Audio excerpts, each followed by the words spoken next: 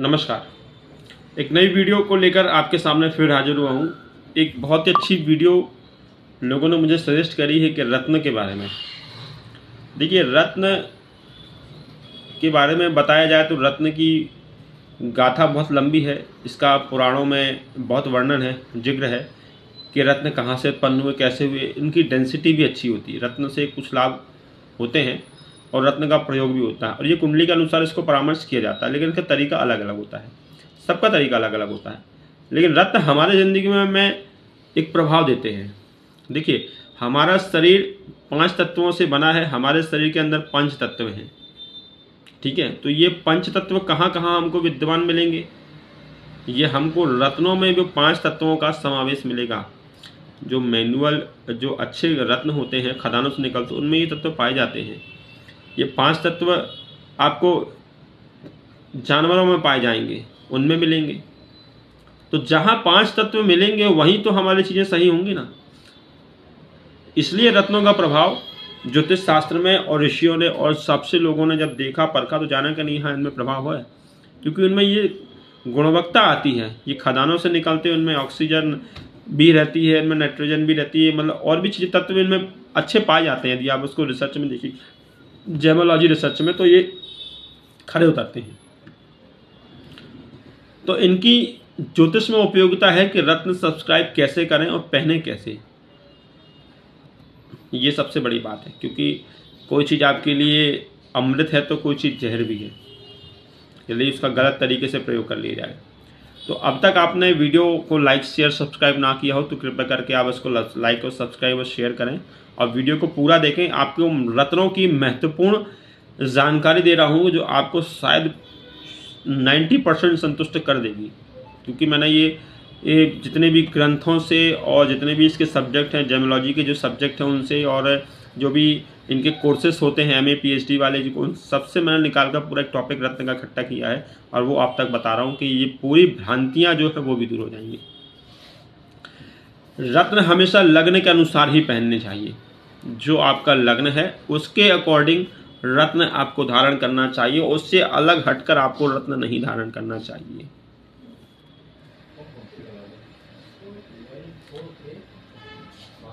स्त्रियों के लिए रत्नों का चुनाव अलग होता है। अनिष्ट ग्रहों को बलवान नहीं करना चाहिए, उनके लिए रत्न नहीं पहनना चाहिए। और नकली, असली नकली रत्नों का भी भेद आजकल चल रहा है। नकली रत्नों का व्यापार तो सबसे ज़्यादा चल रहा है। आप और हम परख ही नहीं पाएंगे कि रत्न असली पहन रहे कि नकली।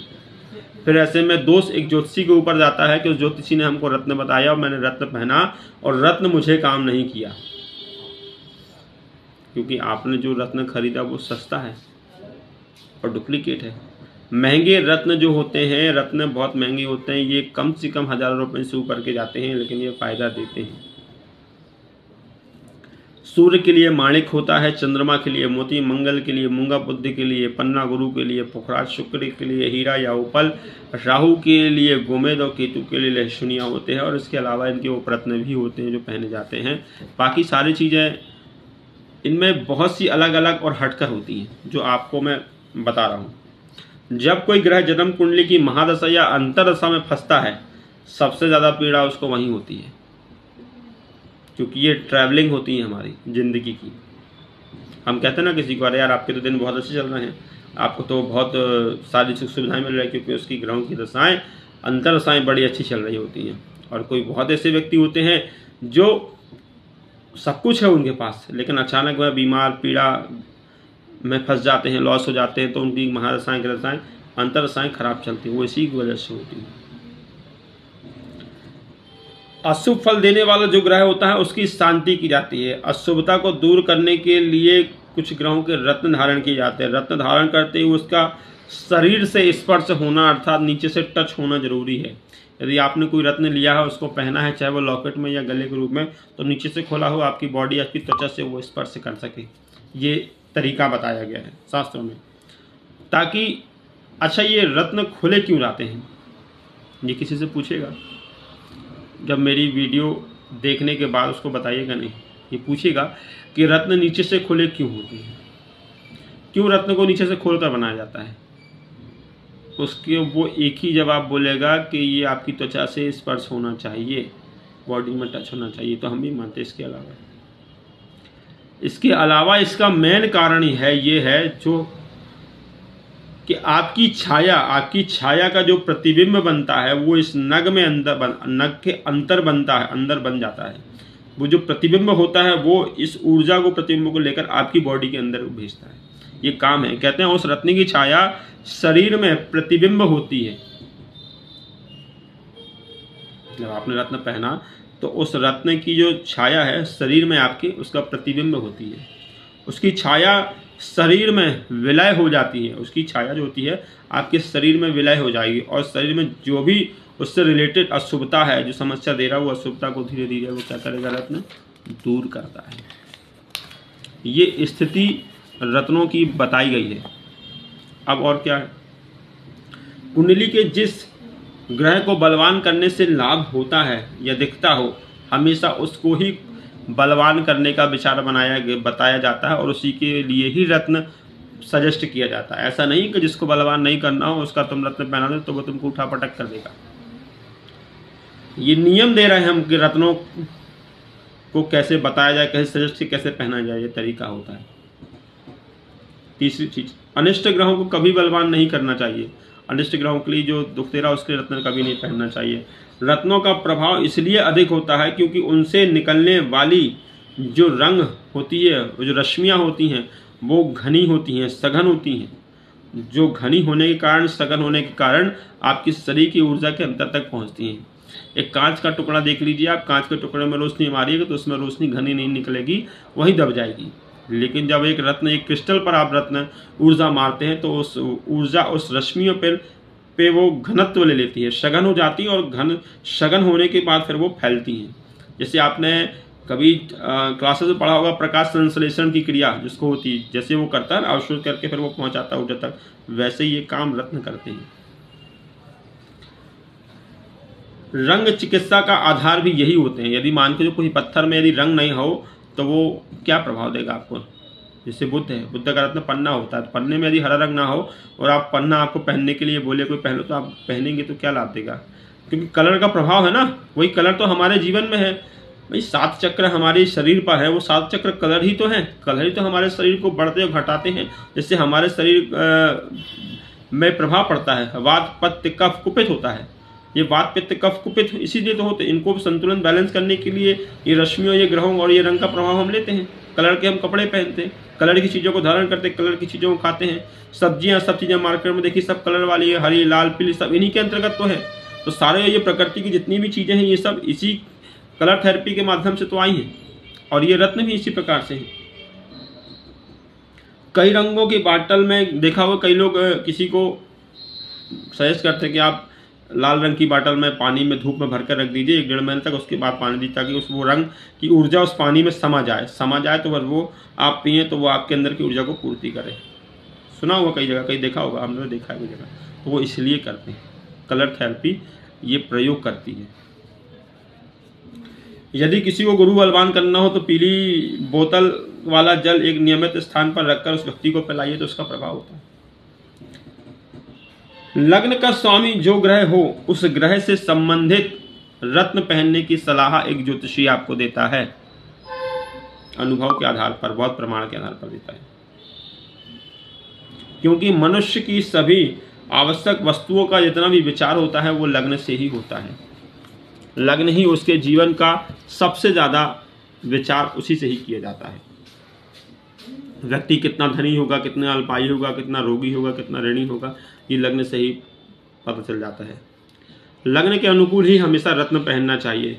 जीवन में एक ऐसे ग्रह की दशा चल रही हो जो जन्म कुंडली के पाप घरों का स्वामी हो, 3, 6, 8, 12 भाव का स्वामी हो या 8 बार 12वें भाव में बैठा हो, तो इस भाव के स्वामी के रत्न कभी भी नहीं पहनने चाहिए। क्योंकि इन भाव के स्वामी रत्न पहनने पर ये बली हो जाएंगे, तो बली होने पर आपका अनिष्ट की वृद्धि करेंगे। क्योंकि रत्न पहनने से उनको ताकत मिलती ऊर्जा मिल जाती है। ऐसी दशा में इन ग्रहों को कभी बलि ना करें, ना ही इनके रत्न पहने, बल्कि बुरा प्रभाव दें तो इनका हमेशा दान करें। रत्न बिना कुंडली के परामर्श के ना पहने, ना धारण करें किसी भी सूरत में। रत्न बिना कुंडली गहराई के परीक्षण के बाद ही धारण करें। या तो हस्तरेखा के आधार पर हस्तरेखा दिखा लें, हस्तरेखा के आधार पर धारण कर लें, या न्यूमरोलॉजी के आधार पर धारण कर लें। इनके आधार पर आप जो है वो रत्न धारण कर सकते हैं। रत्न पहनना सही नहीं रहता यदि बिना परामर्श के आप पहनेंगे तो। दूसरी, रत्न का सुझाव शास्त्रों में केवल जन्म कुंडली षोडश वर्ग चार्ट को देखकर ही बताया जाता है, वो भी बहुत अनुभव होने पर। मतलब आपका लग्न में कौन सा ग्रह बैठा है, नवांश में स्थिति की स्थिति क्या है, दशमांश में स्थिति क्या है, चलक कुंडली में किस प्रकार स्थिति है, ग्रह का अंश कितना है, बल कितना है, कितनी ज़रूरत है, किस भाव में है, उसके बाद रत्न सजेस्ट किया जाता है कि हाँ अब आप रत्न पहनिए, अब आपको ये फायदा देगा। इसके लिए बहुत अनुभव और प्रैक्टिस की आवश्यकता होती है। जो अनुभव बहुत प्रैक्टिस वाले होते हैं वो इस चीज़ को बता देते हैं। रत्न हमेशा उससे संबंधित धातुओं में ही पहनना चाहिए, अन्य धातु में नहीं पहनना चाहिए, उसका प्रभाव नगण्य हो जाता है।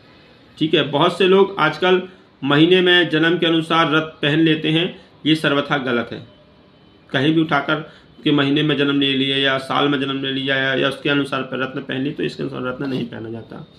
अब कौन सा रत्न क्या पहना जाता है? मूंगा सोने में पहना जाता है। चंद्रमंगल का योग हो तो मूंगा चांदी में पहनना चाहिए, अनामिका उंगली में। यदि गुरु मंगल का योग हो तो सोने में, और गुरु सूर्य का योग हो तो तांबे में पहनना चाहिए। सॉरी, गुरु मंगल का योग हो तो सोने में पहनना चाहिए। ठीक है, कोई भी रत्न कितने कैरेट का होना चाहिए, क्या वजन होना चाहिए? देखिए, मैक्सिमम जो रत्न का वजन होता है वो कैरेट में चलता है। 2 कैरेट सफिशिएंट है। 2 कैरेट से लेकर 6 कैरेट तक का रत्न सर्वोत्तम माना गया है। इससे अधिक नहीं पहनना चाहिए, इससे अंदर ही रत्न सजेस्ट होता है। ज़्यादा बड़ा रत्न पहनना हो तो वो आपकी उंगली में शोभायमान नहीं देगा और आपको दिक्कत भी होगी। और आपकी स्वेच्छा, आप पहनना चाहते ज़्यादा बड़ा रत्न तो फिर उसको गले में धारण करिएगा, वो आपको ज़्यादा सूट करेगा। क्योंकि रत्न 3 ही जगह पहने जाते हैं, या तो उंगलियों में, या गले में, या कलाई में, बस, इसके अलावा कहीं नहीं।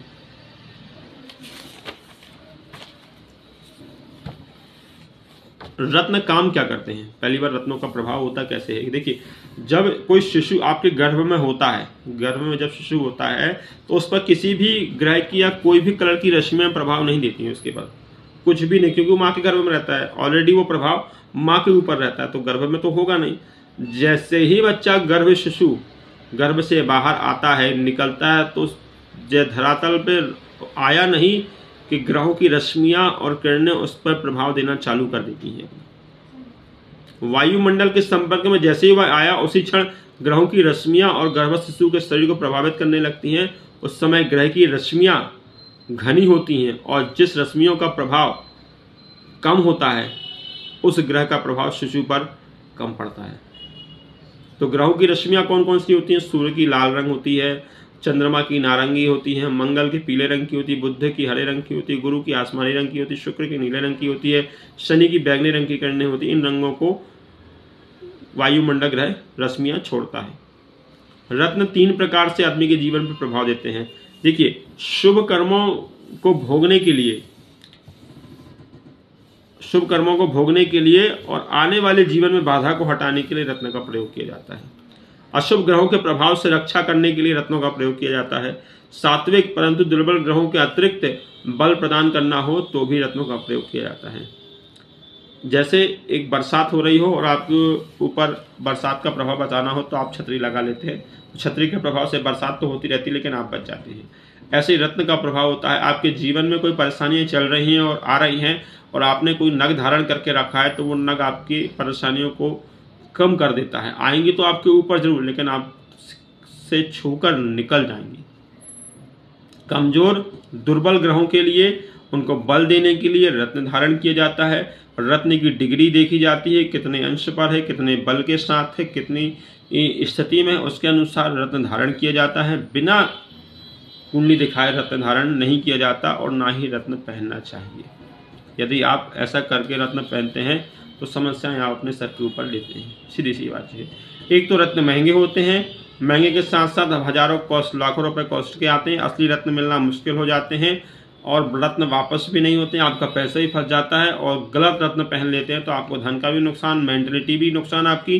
फिर आप कहते हैं कि ज्योतिष जी ने हमें गलत बताया या हमें रत्न प्रभाव नहीं किया। तो ये सारी चीज़ें आपके साथ होती हैं। और खराब दशा में रत्न धारण नहीं करना चाहिए। यदि बुरे ग्रह की दशा चल रही है तो उस समय रत्न धारण ना करें। क्यों? क्योंकि वो बल प्रभाव आपके ऊपर आने नहीं देगा, क्योंकि प्रभाव पूरा उसका ही रहता है।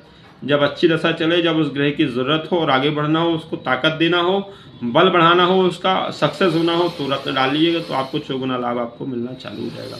रत्न इस तरीके से पहने जाते हैं। ऐसा नहीं है भैया कि आप रत्न पहनकर अंबानी बन जाएंगे या बड़ा करोड़पति बन जाएंगे या बहुत पैसा आने लगेगा आपको।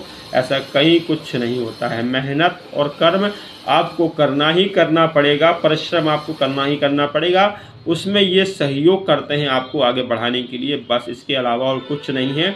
ये सोचकर आप साधारण मत करिएगा कि मैं लाखों रुपए रात में कमा लूँगा, लाखों रुपए रात भर में छाप लूँगा या मेरा ये काम बन जाएगा। ऐसा कुछ नहीं होता। रत्न केवल आपकी पॉजिटिविटी को बढ़ाते हैं, आपकी ऑरा की एनर्जी को, ऊर्जा को अच्छा करते हैं, आपके सोचने समझने की शक्ति को बढ़ाते हैं, आपके काम करने की प्रगति पे सहयोग करते हैं, आपके विचारों को अच्छा रखते हैं ताकि आप नेगेटिव ऊर्जाओं से, नेगेटिव चीज़ों से आप दूर रहें। तो ये सारी चीज़ें मैंने आपको बता दी।